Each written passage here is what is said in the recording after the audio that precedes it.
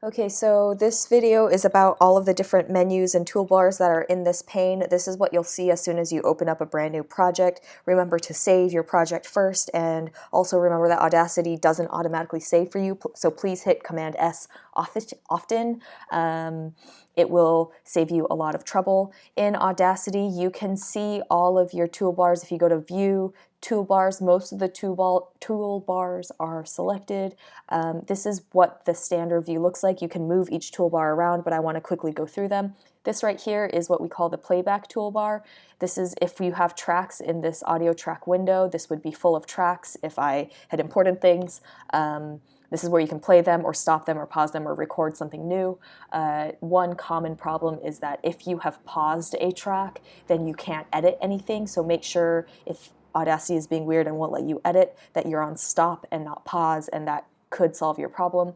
This other toolbar right next to it is really important. This is the Tools toolbar. Likely you'll use the Selection tool, which is this guy, the Envelope tool, which looks like kind of like an hourglass, but it's two triangles vertically, and this Time Shift tool. These would be the three that you'll use out of these 6. These other 3 I don't think are that useful to you.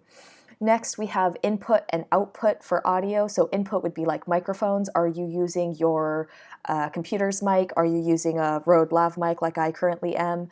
You can click to start monitoring this, and you can see that it's currently monitoring how loud my mic input is. I could move this by moving the mixer, and if I wanted to lower the volume, even though I'm not moving my head or I'm not lowering my voice, moving this volume changes how loud the recording actually is. There's also this output volume, which this is the mixer slider which controls it, and this is where you can see it.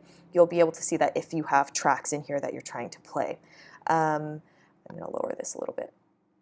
This next toolbar right here is what we call the Edit toolbar. There's a lot of different things in here, including zoom and cut and paste.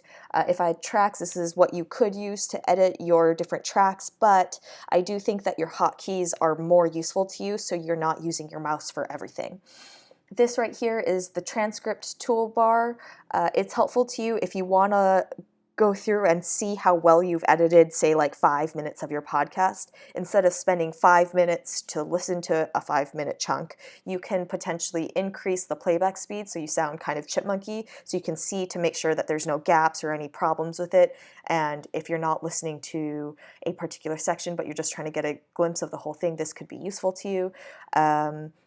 Here is just telling you what microphone you're using and what speakers you're using. This line here is your timeline. This tells you, are you at 1 second, 2 seconds, 3 seconds, 4 seconds, and this will move depending on how zoomed in or zoomed out you are. Down at the bottom of your pane is the Selection toolbar. I would say this you can leave largely alone. The one thing you want to know here is that your project rate should stay at 44,100 hertz, and you could use this to snap to a particular selection or a particular time in one of your tracks, but I think your mouse is more useful for that. Okay, that's it.